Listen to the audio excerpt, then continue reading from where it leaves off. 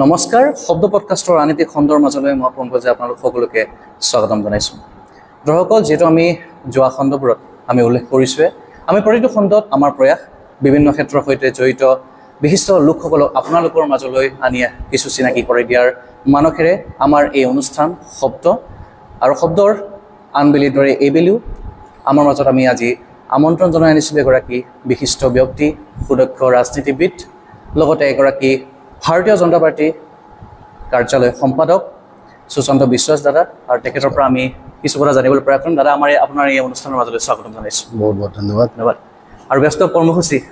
তাৰ মাজতে যে সময়কণ দিলে তাৰ বাবে অশেষ ধন্যবাদ জ্ঞাপন কৰিছোঁ পোনপ্ৰথমে। তাৰ কাৰণে পুনৰবাৰ ধন্যবাদ জনাইছোঁ। ব্যস্ততা থাকিবই মানুহৰ লাইফত, ব্যস্ততা থাকে। দাদা, পোনতে সুধিব বিচাৰিছোঁ, এটা বহুত দীঘলীয়া যাত্ৰা, আচলতে সেই যাত্ৰাটোৰ বিষয়ে যদি আমি সুধোঁ হয়তো বহুত সময় লাগিব, কিন্তু তথাপি আমি কিছু আংশিকভাৱে হ'লেও যদি আমি আমাৰ দৰ্শকসকলক আপোনাৰ সেই যাত্ৰাৰ বিষয়ে আমি যদি কিছু কথা আভাস দিব পাৰোঁ, কেতিয়া আৰম্ভ হৈছিলে এই যাত্ৰাটি? একচুৱেলি আমি ভাৰতীয় জনতা পাৰ্টিৰ যদিও আজিৰ দিনত কাৰ্যকৰ্তা, কিন্তু তথাপিও মই ব্যক্তিগতভাৱে কৈছোঁ যে মই মোৰ সৰুকালৰ পৰাই মই সংঘৰ শাখাত যোৱা এজন শিশু স্বয়ংসেৱক। মই সুদূৰ 1990 চনতে মই সংঘত প্ৰথম যিটো আমাৰ পৰিচয় বৰ্গ হয়, তাত মই গুৱাহাটী বেলতলা যিটো শংকৰদেৱ বিদ্যানিকেতন, তাতে মই প্ৰশিক্ষণ লৈছিলোঁ 3 দিনীয়াকৈ। পৰৱৰ্তী সময়ত 1991 চনত গৈ পেলাই মই সংঘৰ যিটো প্ৰথম ITC কেম্প আছে, ITC কেম্পতে মই তেতিয়া ট্ৰেইনিং লৈছিলোঁ। পিছতে সংঘৰ স্বয়ংসেৱক হিচাপে সংঘৰ লগত বিভিন্ন দায়িত্বত কাম কৰি আছিলোঁ। 1996 প্ৰথমবাৰ মই বিজেপিৰ কাম কৰিছোঁ। 1996 আমাৰ গুৱাহাটী লোকসভাৰ পৰা কৰ্ণেল গোস্বামী ডাঙৰীয়া ইলেকশ্যন খেলিছিল। আমাৰ অৰ্ণৱ গোস্বামীৰ যে দেউতা, তেখেতে ইলেকশ্যন খেলিছিলে। তেখেতৰ টাইমত আমি প্ৰথম, আৰু তেতিয়া আমি সৰু ল'ৰা, মই 20 বছৰীয়া ল'ৰা, 20 বছৰীয়া নহয় 19 বছৰীয়া, আমি প্ৰথম বিজেপিৰ কাম কৰিলোঁ। পৰৱৰ্তী সময়ত আৰু বিজেপিতে থাকিয়ে গ'লোঁ, আৰু বাছ বিজেপিয়ে হৈ গ'লোঁ।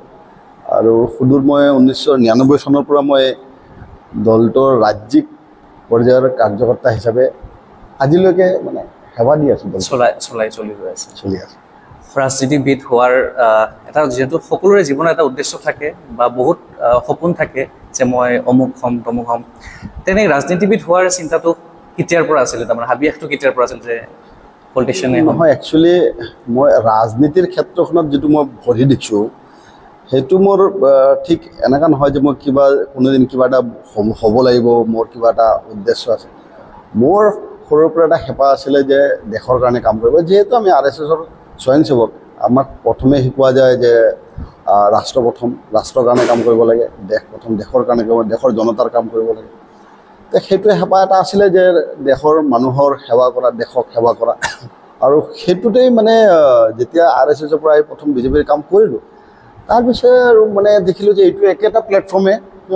সংঘ আৰু বিজেপি দুটা বেলেগ নহয়, একেটাই প্লেটফৰ্ম। সেইকাৰণে মই থাকি গ'লোঁ। কিন্তু সংঘৰ যিকোনো প্ৰগ্ৰাম হ'লে এতিয়াও আমি পাৰ্টিচিপেট কৰোঁ। আৰু ভাৰতীয় জনতা পাৰ্টিত সোমোৱাৰ পিছতে এনেকুৱা হ'ল যে ব্যক্তিগত লাইফত সময় দিয়াৰ কোনো স্কোপেই নাই। সেইকাৰণে বেলেগ চিন্তাও কৰিব পৰা হোৱা নাই। টাফ হয়নে? ধৰক ৰাইজৰ মাজত থাকি পেলাই নিজৰ পৰিয়ালকো আপুনি সময় দিব লাগে, কেনেকুৱা ধৰণে মিলাই একচুৱেলি ক'ব লাগিলে পৰিয়ালটো আমাৰ গোটেইখিনিয়ে। আমি সেইকাৰণে এটা কথা কওঁ সদায়, সংঘ পৰিয়াল, বিজেপি পৰিয়াল। বিজেপি পৰিয়ালত মোৰ পৰিয়ালটো তাতে সোমাই আছে, একদম ছেপাৰেট নহয়। আৰু আমাৰ যিটো বিচাৰ পৰিবাৰৰ পৰিয়াল বা বিজেপি পৰিয়াল আছে, আমাৰ বিজেপিৰ যিমান আজিৰ দিনত আমি 65 লাখ বিজেপিৰ ৰেজিষ্টাৰ কাৰ্যকৰ্তা আছে, আমি সকলোকে মিলি পেলাই আমাৰ বিজেপি পৰিয়াল বুলি কওঁ। সেই পৰিয়ালটোতো মই এজন, সেইকাৰণে আমাৰ গোটেইখিনি পৰিয়াল। তথাপিও আপোনাৰ প্ৰশ্নৰ যিটো সুকীয়া এটা তাতে প্ৰশ্ন সোমাই আছে, তথ্য এটা সোমাই আছে, সেইটো হ'ল যে মোৰ যিটো ব্যক্তিগত মোৰ পৰিয়াল আছে, মোৰ বাচ্চা, মিছেছ, মা, হয়, সেইটো কথাটো মই মানিবলৈ, মই ৰাতিপুৱা আজিও যেনেকৈ মই প্ৰায় 6:30 ঘৰৰ পৰা ওলাই আহিছোঁ। আমাৰ সোণাপুৰত আপোনালোকে ইতিমধ্যে জ্ঞাত যে খুব ডাঙৰ এটা খুব ইম্পৰ্টেণ্ট 2 দিনৰ এটা সভা অনুষ্ঠিত হৈ গ'ল আৰু সেইকাৰণে মই ৰাতিপুৱা আজি 6:30 ওলাই আহিছোঁ 5টা বজাত উঠি পেলাই গা পা ধুই অলপ কৰি পেলাই আহিছোঁ আৰু দিনজোৰা এনেকুৱা কাৰ্যক্ৰম মই ঘৰ পাওঁতে 12টা 1টা বাজিয়ে যায় তাৰপিছত যে ব্যক্তিগত লাইফত গৈ পেলাই যে সময় দিব পাৰে আপোনাৰ অনুমান কৰিও ল'ব পাৰে তো অলপ কঠিনটো হয়ে কিন্তু তাৰ মাজতো সময় দিব লাগিব যে মই যেতিয়া ছোৱালী এজনী বিয়া কৰা আনিছোঁ তাইক অলপ সময় দিয়া ল'ৰা এটা আছে ল'ৰাটোক অলপ সময় দিয়া মা আছে মাক অলপ সময় দিয়া এইটো কৰিব লাগিব অলপ কম সময় দিয়া হয় এইটো দিয়া হয় আৰু মেনেজ কৰিব লাগিব ৰাজনীতিবিদ হোৱাটো সঁচাকৈ সহজ নে যদি কিয় সহজ আৰু সহজ নহয় যদি কিয় সহজ ৰাজনীতি পথাৰখন আপুনি 2 ধৰণে চিন্তা কৰিব লাগিব সহজভাৱে ল'লে সহজ হ'ব কঠিনভাৱে ল'লে কঠিন হ'ব আপুনি এই বহুতে ধৰক কি আছে ৰাজনীতিত আহে যে মই কিবা তাৰ পৰা লাভ পাম বুলি আৰু বহুতে এনেকুৱা আহে যে মোৰ দ্বাৰা সমাজখনে কিবা লাভ পাব বুলি যদি আপুনি ভাবে যে সমাজখনে মোৰ পৰা কিবা লাভ পাব তেতিয়া আপোনাৰ এইটো কঠিন নালাগিব যদি আপুনি ভাবে যে মই ইয়াৰ পৰা কিবা লাভ পাম তেতিয়া চাব আপোনাৰ কাৰণে নিশ্চিতভাৱে অলপ কঠিন হ'বই কাৰণ কি আৰু যিটো পাৰ্টিত আমি আছোঁ ভাৰতীয় জনতা পাৰ্টি ইয়াতে মানে ব্যক্তি পূজাৰ কোনো স্কোপ নাই এইকাৰণে স্বচিন্তা কৰাৰ কাৰণে আমাৰ কাৰণে স্বজাতি স্বমাটি স্বদেশ আমাৰ এই ধৰণৰ স্ব আছে আমাৰ মানে সেল্ফ বস্তুটো ক'ব গ'লে আমাৰ সেল্ফটো মানে আমাৰ সমাজৰ লগত দেশৰ লগতে জড়িত সেইকাৰণে মই চিধা কৈছোঁ যে আমাৰ দেশ প্ৰথম তাৰপিছত পাৰ্টি তাৰপিছত সমাজ এই ধৰণৰ চিন্তা আমাৰ যেতিয়াই এই পাৰ্টিত সোমাইছোঁ পাৰ্টিৰ প্ৰতিটো কথাতে আমাক এই বস্তুটো শিকোৱা হৈছে আৰু আমি তেনেকৈ চিন্তা কৰিছোঁ সেইকাৰণে যদি কোনোবাই এই পাৰ্টিক দিবলৈ আহিছে দেশক দিবলৈ আহিছে সমাজখনক দিবলৈ আহিছে তেনেহ'লে এইটো সহজ অনুভৱ হ'ব যেতিয়া আপুনি চাব যে ইয়াৰ পৰা মই কিবা বেনিফিট পাম ল'ম এনেকুৱা যদি ভাবি আহিছে তেতিয়া আপোনাৰ কাৰণে অলপ নিশ্চিতভাৱে কঠিন হ'ব আৰু এটা প্ৰশ্ন মানে জানিব মন যায় একচুৱেলি পলিটিচিয়ানৰ বা পলিটিক্স এটা এনেকুৱা এটা ক্ষেত্ৰ ৰাজনীতি এনেকুৱা এটা ক্ষেত্ৰ বহুতো মানে একদম কৈ ন দিগ্গজ মানুহ আহে বা কৰি আছে তেনেকুৱাও কিন্তু আমি দেখিবলৈ পাওঁ ধৰক কেতিয়াবা এনেকুৱা হয় যে পদবী তেওঁলোকে পায় নতুনকৈ ধৰক উঠি আহে খুব ভাল কাম কৰি পেলাই তেওঁলোকে উঠি আহিছে কিন্তু ধৰক কণ্ট্ৰভাৰ্চিত তেওঁলোকে সোমাই যোৱাও আমি দেখিবলৈ পাওঁ আৰু যেহেতু আপুনি ইমান বছৰ ধৰি ৰাজনীতি ক্ষেত্ৰখনত জড়িত হৈছে আমি ধৰক মই জনালৈকে বা মই এই ক্ষেত্ৰখনৰ সৈতে জনালৈকে আপোনাৰ তেনেকুৱা কোনো ধৰণৰ মই কণ্ট্ৰভাৰ্চি আজিলৈকে শুনিবলৈ পোৱা নাই গতিকে সেই বস্তুটোক তেওঁলোকৰ কেনেকৈ লেপছ হয় বা তেওঁলোকে হয়তো সেইটো মই ইতিমধ্যে আপোনাক মই ক'লোৱে যে ৰাজনীতিত মানে কি হৈছে এটা ছেকশ্যন থাকে পাবলৈ আহে আৰু এটা ছেকশ্যনৰ বাবে দিবলৈ আহে বিশেষকৈ ভাৰতীয় জনতা পাৰ্টিৰ কথা কৈছোঁ ভাৰতীয় জনতা প্ৰতিজন কাৰ্যকৰ্তাই ইয়াতে মানে নিজকে উৎসৰ্গা কৰি দিবলৈহে পাৰ্টিত জইন কৰে ইয়াতে কোনো ব্যক্তিৰ চিন্তা বা মোৰ ব্যক্তিগত লাভালাভৰ কাৰণে ইয়াতে আহে মই নাভাবোঁ সেইকাৰণে আমাৰ ভাৰতীয় জনতা পাৰ্টি যিসকল আপুনি দেখিছে আমাৰ কাৰ্যকৰ্তাসকল তাতে মই অনুভৱ নকৰোঁ যে কোনোবাই এনেকৈ গৈ পেলাই তেওঁলোকে ক'ৰবাত গাত দাগ লাগিছে চবে দিবলৈ আহে কাৰণে দিবলৈ অহা কাৰ্যকৰ্তাৰ দাগ কেনেকৈ লাগিব পাৰে সেইকাৰণে ইয়াৰ সুযোগটো মোৰ মতে খুব 0% হয় কাৰণ কি ইয়াতেতো পাবলৈ একো নাহেই নিজকেও দি দিয়ে আমাৰ বহুত এনেকুৱা আছে আমাৰ আপুনি চাব কুশাফাও ঠাকৰে নানাজী দেশমুখ এনেকৈ বহুত এনেকুৱা বিজেপিৰ কাৰ্যকৰ্তা আছে তেওঁলোকৰ সৰ্বস্ব দি দিছে একোৱেই ৰখা নাই আপুনি আমাৰ দলৰ প্ৰতিষ্ঠাপক সভাপতি যিজন নাম জনসংঘ আছে জনসংঘৰ যিজন আমাৰ সভাপতি আছিলে ডক্টৰ শ্যামপ্ৰসাদ মুখাৰ্জী তেখেতে কলকাতা ইউনিভাৰ্চিটিৰ ভাইচ চেঞ্চেলৰ আছিলে তেখেতে মাত্ৰ 33 ইয়াৰ্ছত কলকাতা ইউনিভাৰ্চিটিৰ নিচিনা এটা উচ্চ মানদণ্ডৰ অনুষ্ঠানৰ তেখেতে ভাইচ চেঞ্চেলৰ হৈছিলে তেখেতৰ দেউতাকো ভাইচ চেঞ্চেলৰ আছিলে ডক্টৰ ছাৰা আশুতোষ মুখাৰ্জী বাংলাৰ বাঘ বুলি কয় তেখেতে প্ৰথম যিটো আমাৰ ভাৰতবৰ্ষৰ চৰকাৰ হৈছিল আমাৰ হেৰি নেতৃত্বত জৱাহৰলাল নেহৰুৰ নেতৃত্বত সেই চৰকাৰতে তেখেত মন্ত্ৰী আছিল সেই মন্ত্ৰীত্ব বাদ দি দেশৰ মানে এক দেশ মে দো বিধান দো নিশান দো প্ৰধান নেই रहेगा আৰু দেশখনৰ অখণ্ডতা ৰক্ষাৰ ক্ষেত্ৰত তেখেতে সেই চৰকাৰৰ পৰা ওলাই আহিছিলে আৰু ভাৰতীয় জনসংঘৰ জন্ম দিছিল তেখেতে সৰ্বস্ব বলিদান দিছিল মানে তেখেতৰ প্ৰাণ আহুতিটো মানে সৰ্বস্ব বুলি মানে নিজৰ প্ৰাণ বুজি তেখেত জানে তেখেত কাশ্মীৰত গ'লে তেখেতক মাৰি পেলাব তেখেতে জানি বুজি যে মই তাতে গ'লে মোক মাৰিয়ে পেলাব তথাপিও তেখেত তাতে গৈ পেলাই নিজক মানে নিজৰ বলিদান দিছে আমি তেনেকুৱা এটা পাৰ্টিৰ সদস্য সেইকাৰণে মই নাভাবোঁ যে আমাৰ দলৰ কোনোবা কাৰ্যকৰ্তা এই ধৰণৰ কিবা আপুনি যি ধৰণৰ কথা কৈছে এই ধৰণৰ কিবা হ'ব বুলি মোৰো এইটো মই নিজেও নকৰোঁ মোৰ বিশ্বাস আছে শেহতীয়াকৈ মানে কি হৈছিলে ৰিচেণ্টলি আপোনালোকে গমে পায় বাতৰি কাকতে হওক বা তেনেকেই হওক মানে তেনেকুৱা কোনো দলীয়ভাৱে নহয় মানে তেনেকৈ আছিলে মানে বহুত কেইজন ধৰক কোনোবা ব্যক্তিগত পাৰ্চনেলি যে সেইখিনি আপুনি মানে দলটোক টানি আনিব নোৱাৰে পাৰ্চনেলি কাৰ কিবা সেই চব মানুহ মাত্ৰই কি আছে মানুহটো মানুহৰ যেনেকুৱা গুণ থাকে ঠিক মানুহৰ মানে বেয়া গুণো থাকে তেওঁ এনেকুৱা নহয় ময়ো সম্পূৰ্ণভাৱে শুদ্ধ নহয় আপুনিও শুদ্ধ নহয় আৰু কোনোবা নিজকে গৌৰৱেৰে ক'ব নোৱাৰে মই 100% শুদ্ধ বুলি কিন্তু মই যিটো দলত আছোঁ দলটো 100% শুদ্ধ দলটোৰ যিটো আইডিঅলজি আছে সেই আইডিঅলজি 100% শুদ্ধ দলটোৰ যি নেতৃত্ব দি আছে তেওঁলোক 100% শুদ্ধ এইকাৰণে যিহেতু নেতৃত্ব ঠিক আছে নেতৃত্বৰ নীতি ঠিক আছে নেতৃত্বৰ নিয়ম ঠিক আছে আৰু দলৰ আইডিঅলজি ঠিক আছে দলৰ সংবিধান ঠিক আছে সব যেতিয়া ঠিক থাকে তেতিয়া দুই এটা ক'ৰবাত যদি কোনো ব্যক্তিগত নিজস্ব ক্ষেত্ৰত গৈ পেলাই এই ধৰণৰ আহিব পাৰে মানে হ'ব যে দলৰ কোনো কাৰ্যকৰ্তা এই ক্ষেত্ৰত মানে মই দলীয় কাৰ্যকৰ্তা হিচাপে এনেকৈ ইনভলভ হ'ব এইটো মই নাভাবোঁ আৰু নিশ্চিতভাৱে আৰু এটা কথা দাদা এইখিনিতে ক'লোঁ চব ক্ষেত্ৰত সৈতে জড়িত হোৱাৰ এটা ক্ৰাইটেৰিয়া থাকে যিসকল ধৰক এতিয়া নতুন চাম যিসকলে ধৰক ইউনিভাৰ্চিটি বা ইউনিভাৰ্চিটি লেভেলৰ পৰা তেওঁলোকে ৰাজনীতিৰ সৈতে জড়িত হৈ পৰে বিভিন্ন ধৰণৰ election school college election university ইলেকশ্যনৰ পৰা তেনেকুৱা নিউ কামাৰখিনি লৈ মানে কি আপোনাৰ পৰা কি আহ্বান থাকিব ৰাজনীতিৰ ক্ষেত্ৰখনত অহাৰ বাবে ডেফিনেটলি মানে চাব আপুনি আজিৰ দিনত আমি নিউ কামাৰসকলক আমাৰ প্ৰধানমন্ত্ৰী মোদী ডাঙৰীয়াই এটা মানে কথা সদায় কৈ থাকে যে ভাৰতবৰ্ষ এখন মানে নতুন জেনেৰেশ্যনৰ দেশ ইয়াতে 35% জনসাধাৰণ মানে নাগৰিক 35 বছৰ তলত মানে এটা য়ং কাণ্ট্ৰি আৰু এই য়ং কাণ্ট্ৰি যিহেতু সেইকাৰণে ৰাজনীতিতো য়ং যিসকল ল'ৰা ছোৱালী আছে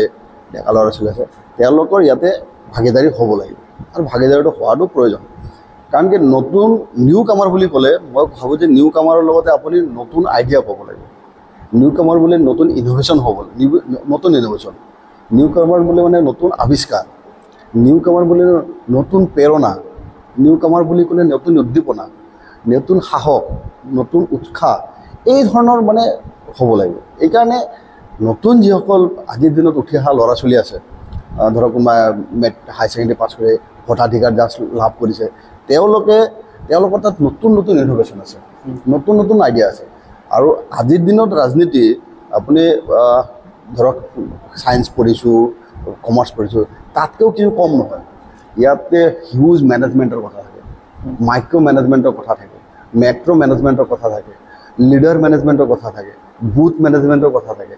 নাগৰিকৰ মেনেজমেণ্টৰ কথা থাকে এই ধৰণে বিভিন্ন ধৰণৰ মেনেজমেণ্টৰ মানে এটা সমাহাৰ এইটো এটা ডাঙৰ ছাবজেক্ট পলিটিক্স সেইকাৰণে মই নতুন কামাৰত ক'ম যে আপোনালোকে নতুন কামাৰসকল ওলাই আহক ওলাই আহি কম এই দলটো মানে কোনোবা এটা ৰাজনৈতিক দলত মই সেইটো নকওঁ যে বিজেপিতে আহিব লাগে তেওঁলোকৰ নিজস্ব চইচ থাকিব কিন্তু মই যিহেতু মানে আমাৰ দলটো ৰাষ্ট্ৰহিতত কাম কৰে আমাৰ দলটো জনসাধাৰণৰ বাবে কাম কৰে আমাৰ দলটোৰ মানে আইডিঅলজি হ'ল যে আমি অন্তদয় আমাৰ আইডিঅলজি যে সমাজৰ একদম শেষৰ শ্ৰেণীৰ ব্যক্তিজনৰ যিটো উত্থান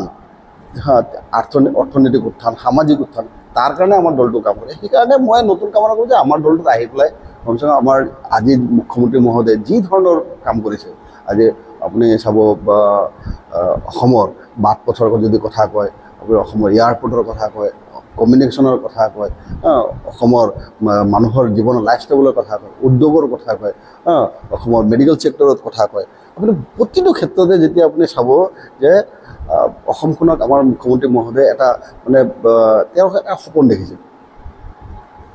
কি যে অসমখনত ভাৰতবৰ্ষৰ 5টা উন্নত ৰাষ্ট্ৰৰ মাজত আমি লৈ যাব লাগে উন্নত ৰাজ্যৰ মাজত আমি লৈ যাব লাগে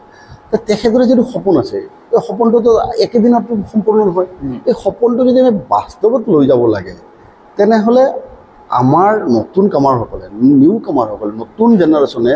নতুন নতুন ইনোভেশ্যন নতুন নতুন আইডিয়া লৈ আহিব লাগিব আইডিয়া লৈ পেলাই যে ছাৰ আপোনালোকে এইটো কৰক বা তেওঁলোকৰ নিজেও প্ৰচেষ্টা কৰিব লাগিব তেতিয়া গৈ পেলাই আহিব অকল যে মাননীয় মুখ্যমন্ত্ৰী মহোদয়ে মানে সপোন দেখিছে আৰু সেইটোতে শেষ হৈ যাব নহয় তেখেতে সপোন দেখা মানে অসমৰ 3,40,00,000 মানুহৰ সপোন দেখা আপোনাৰো মুখ্যমন্ত্ৰী মহোদয় অসমৰ মুখ্যমন্ত্ৰী তেখেতে সপোন দেখিছে যে আমি অসমখনত এটা মানে শান্তিপূৰ্ণ দেশ গঢ় দিম শান্তিপূৰ্ণ দেশ গঢ় দিয়াৰ ক্ষেত্ৰত অকল তেখেতৰে দায়িত্ব নহয় নাগৰিক হিচাপে মোৰো দায়িত্ব আছে আপোনাৰো দায়িত্ব আছে সেইকাৰণে কি আছে নতুন কামাৰসকলে যেতিয়া আহিলে তেওঁলোকে নতুন নতুন আইডিয়া দিব যে এইটো কৰিলে এই লাভ এইটো লাভ হ'ব এইটো কৰিলে সেইটো লাভ সেই আইডিয়াখিনি আমি নতুন কামৰ পৰা আমি ল'ব লাগিব আৰু ঠিক উল্টা দিশে নতুন কামাৰসকলে আহি পেলাই তেওঁলোকৰ যিটো যোগদান অৱদান এই অৱদান আমাক দিব লাগিব তেতিয়া মই ভাবোঁ যে দেশখন মানে শ্ৰীবৃদ্ধি হ'ব আমাৰ অসমখন সঁচাকৈ এদিন আমি 5 নম্বৰ যিটো আমাৰ উন্নত ৰাজ্যৰ ভিতৰত আমি এটা দেখিবলৈ পাম সেইটো মানে তেওঁলোকৰ ৰাজনীতিত যোগদান কৰাটো বা ৰাজনীতিত অহাটো খুবেই প্ৰয়োজন আৰু এটা প্ৰশ্ন ইয়াতে বহুত মানুহৰ মনত এটা উদয় হয় চিম্পল কুৱেশ্যন এটা ৰাজনৈতিক বিৰোধী যি আছে দল আছে অপজিশ্যন আছে ৰাজনৈতিক বিৰোধী বা ৰাজনৈতিক শত্ৰুতা অপজিশ্যনৰ মাজত থাকে সেইটো ব্যক্তিগত শত্ৰুতাটো ৰূপায়ন্তৰ হয় নেকি নাই একদম এইটো মিছা কথা আৰু সেইটো হ'বও নাপায় ৰাজনীতিৰ যিটো বেটেল ৰাজনীতিৰ যিটো যুদ্ধ বা ফাইট আমি যিটো কওঁ একচুৱেলি আপুনি চাওক আমাৰ বিশেষকৈ অসমৰ কথা কৈছোঁ আমি যেতিয়া অসমত কোনোবাই নিৰ্বাচনত কণ্টেষ্ট কৰিবলৈ যায় বুলি কয় তেতিয়া তেখেতে ক'ব যে দাদা মই এইবাৰ ইলেকশ্যন খেলিম ডেটছ মানে খেলিম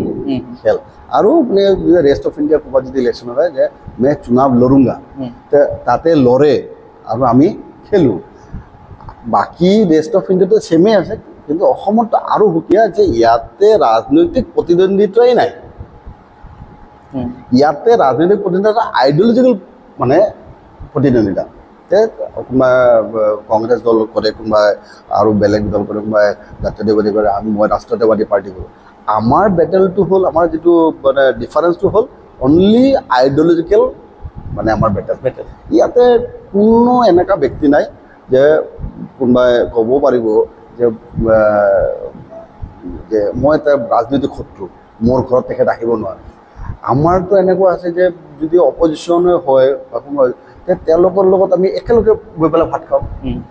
মই যোৱা বছৰে মই লোকসভা ইলেকশ্যনৰ পিছে আমি গুৱাহাটীৰ পৰা মুম্বাইলৈকে গৈছিলোঁ মানে আমি তীৰ্থ ভ্ৰমণত গৈছিলোঁ মই একেলগে 8টা জ্যোতিৰ্লিংগ দৰ্শন কৰিছোঁ এই শাওণ মাহ আছিলে তেতিয়া আমি যিটো টীম বনাইছিলোঁ সেই টীমত বিজেপিৰ ল'ৰাও আছিলে কংগ্ৰেছৰ ল'ৰাও আছিলে AGPৰ ল'ৰা আমি গোটেই একেলগে গৈছোঁ আৰু গোটেই এনজয় কৰিছোঁ আমি গোটেই ৰাস্তাতে আমি মানে ৰাজনৈতিক কথাৰ লগতে বেলেগ বেলেগ কথাবিলাক সমাজৰ কথা আলোচনা কৰিছোঁ যে সকলো পাৰ্টীয়ে সকলো দলে যে কোনে কি কাম কৰি আছে কিন্তু তাৰে মাজত আমাৰ মাজত এটা বন্ধুত্বমূলক হেৰি আছে আৰু মই ভাবোঁ ৰাজনীতিত এনেকুৱাই হ'ব লাগে বেটেল যিটো হ'ব লাগে ডিফাৰেঞ্চ হ'ব এটা আইডিঅলজিকেল ডিফাৰেঞ্চ থাকিব আৰু সেইটো নাথাকিলে আমিতো গোটেইখিনি একে হৈ যাব আৰু তাতেই শেষ কৰিব লাগে তাতে কোনো ব্যক্তিগত শত্ৰুতা নাথাকে যিহেতু আমি অনুষ্ঠানটিৰ শেষৰ পৰ্যায়ত আহি উপস্থিত হৈছোঁ এটা শেষৰী প্ৰশ্ন আগন্তুক সময়ত ডিমৰীয়াবাসীলৈ কিবা সুখবৰ আছে নেকি আপোনাৰ তৰফৰ পৰা চব ডিমৰীয়া যিটো নতুন সমষ্টি বনিছে এতিয়াও এইটো আমি দিছপুৰ সমষ্টিয়ে আমাৰ দিছপুৰ সমষ্টিৰ বৰ্তমান সন্মানীয় আমাৰ বিধায়ক অতুল বৰা ডাঙৰীয়া এই অঞ্চলটোৰ কাৰণে যথেষ্ট কাম কৰিছে যোৱা 10টা বছৰৰ কথা কৈছোঁ মই এইবিলাক তাৰ আগতে মই নাযাওঁৱে যোৱা 10টা বছৰ আমাৰ বিজেপি চৰকাৰ অহাৰ পিছত আপুনি এই অঞ্চলৰ মানে বাট পথৰ কথা চাব মানুহৰ লাইফষ্টাইলৰ কথা চাব ইয়াতে যিটো মানে বানপানীৰ সমস্যা আছিলে সেইবিলাক চাব যে গোটেইখিনি আপুনি যেতিয়া সামগ্ৰিকভাৱে ডিমৰীয়াৰ আজি উন্নয়নৰ কথা দেখে বিকাশৰ কথা দেখে যে অতুলদাৰ যিটো ভূমিকা বা অতুলদাই যিটো কৰিছে মানে বিশেষকৈ বিজেপি চৰকাৰে যিখিনি কৰিছে সেইটো মানে অতুলনীয় বহুত কৰিছে তেখেতে তথাপিও যেহেতু আপোনালোকে মানে এই চিটটো এটা ডিলিমিটেশ্যন হোৱাৰ পৰা SC ৰিজাৰ্ভ চিট হৈছে, নিশ্চিতভাৱে তেখেতে এই অঞ্চলৰ পৰা হয়তো প্ৰতিনিধিত্ব কৰিব নোৱাৰিব। সেইকাৰণে তেখেত মানে এইটো অঞ্চলত আহি পেলাই এই ডিমৰীয়া অঞ্চলত আহি পেলাই নতুনকৈ বিধায়ক হ'ব, নিশ্চিতভাৱে তেখেতৰ অলপ চেলেঞ্জ কম থাকিব,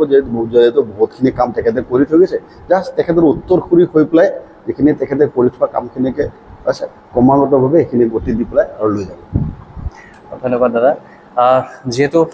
আৰু মই কৈছোঁৱেই ইতিমধ্যে অনুষ্ঠানটিৰ শেষৰ পৰ্যায়ত আমি উপস্থিত শেষত পুনৰবাৰ ডিমৰীয়াবাসী ৰাইজলৈ কি আহ্বান থাকিব? ডিমৰীয়া সঁচাকৈ এটা খুব ধুনীয়া অঞ্চল। ইয়াৰে জনসাধাৰণ, ইয়াৰে নাগৰিক, ইয়াৰে আপোনাৰ জাতিগত কথা বা ইয়াৰে যিটো আমাৰ নাগৰিকসকল আছে, এটা খুব ভাল পৰিৱেশত থাকে। আৰু এতিয়ালৈকেও মানে গুৱাহাটীৰ ভিতৰত থাকি পেলাই গুৱাহাটী মহানগৰ জিলাতে আছে, কামৰূপ মেট্ৰ' জিলাতে আছে, কিন্তু যিটো চহৰীয়া যিটো মানে টেণ্ডেঞ্চি, এই চহৰীয়া টেণ্ডেঞ্চি এতিয়ালৈকে ডিমৰীয়াবাসীৰ গাত আহি পৰা নাই। আৰু সেইটো কাৰণে ইয়াতে এটা শান্তি সদায় থাকে, ইয়াতে সদায় মানুহৰ মাজত খুব মিলা প্ৰীতি। আৰু সঁচা কথা ক'বলৈ গ'লে ডিমৰীয়াৰ নাগৰিকসকল যথেষ্ট ভাল। তেওঁলোকক মানে মই ধৰক আজি 10-15 বছৰ বিজেপি অহাৰ পিছত প্ৰায় 10-15 বছৰ ধৰি মই ডিমৰীয়াত আহিলোঁ। আমাৰ ডিমৰীয়াৰ বিজেপিৰ সভাপতি মণিপুৰ কাশ দা, আমাৰ মহন্ত দা, এনেকৈ কৰি পেলাই মানে তাৰ আগত যিমান আছিলে গোটেইখিনি মানুহ বিজেপিৰ মানুহখিনিকো চিনি পাওঁ, বেলেগ পাৰ্টীৰ মানুহকো চিনি পাওঁ, বেলেগ সংগঠনৰ মানুহ ইয়াতে চিনি পাওঁ। চবৰ তাতে মই গুচি যাওঁ। ক'তো আজিলৈকে মানে শুনা নাই যে ডিমৰীয়াৰ মানুহে কাৰোবাক এটা গালি দি পেলাই কথা পাতে, কাৰোবাৰ এটা খং কৰি কথা পাতে। আৰু সেইকাৰণে কি আছে, ইয়াতে আহিলে মই সদায় নিজকে আপলোড অনুভৱ কৰোঁ। আজিও এটা প্ৰগ্ৰামত গৈছোঁ, সৰু ল'ৰা ছোৱালীৰ লগত কথা পাতিছোঁ। নিযুত মইনা পাইছা না নাই, তোমালোকৰ ঘৰ পাইছা না নাই, চব উৎসাহ, সহজ সৰল চব উৎসাহ। মানে পঞ্চায়ত ইলেকশ্যনত মই ইয়াতে কেম্পেইনত গৈছোঁ, মই দৌৰ যথেষ্ট কেম্পেইন গৈছোঁ। কোনোবা ঘৰ এটা পাইছে, তেওঁ সুখী, যোনে ঘৰ পোৱা নাই তেখেত আশাবাদী, এইটো চৰকাৰ আছে যেতিয়া মই পাম। এই এটা মানে ইয়াতে কোনো নিৰাশা নাই, নিৰাশা নাই, সকলোৱে এটা আশা, সকলোৱে উৎসাহ লৈ পেলাই ইয়াতে জীয়াই থাকে। আৰু কোনোবাই আহিলে যে তেওঁলোকৰ যিটো আপ্যায়ন, সঁচা কথা ক'বলৈ এইটো মানে এটা গ্ৰেটফুল। আৰু মই ভাবোঁ যে সেইটো কাৰণে কি জানি ডিমৰীয়াৰ এইটো ছাইডত ইমান ধাবা হৈছে নেকি, যে এই ধাবাবিলাকত মানুহ আহিলে যে এটা মানে ঘৰুৱা আপ্যায়ন পাব বুলি। সেইকাৰণে মোৰ কেতিয়াবা অনুভৱ হয় যে ইমান ধাবা খুলিবলৈ কি আছে, আপুনি সেই খামৰেঙা বিলৰ সেইফালেও চাব, সেইফালে যথেষ্ট কি জানি এনেকুৱা এটা আছে যে ইয়াৰে আহিলে এটা আপোন ভাৱ হয়। সেইটো সেইকাৰণে মই ডিমৰীয়া মানুহখিনিক মোৰ মানে বুকুৰ আপোন। আৰু তেওঁলোকেও মানে কি আছে, প্ৰতিজন ব্যক্তিক যোনে ক'ৰ পৰা আহক বা নাহক দিছে নিজক আপোন কৰি ল'ব পাৰে। এই আপোন এটা ভাৱ এটা আছে এই ডিমৰীয়াবাসীৰ মাজত। সেইকাৰণে মানে যোনে ডিমৰীয়াত আহে ডিমৰীয়া হৈ গুচি থাকে। একদম ৰাইট,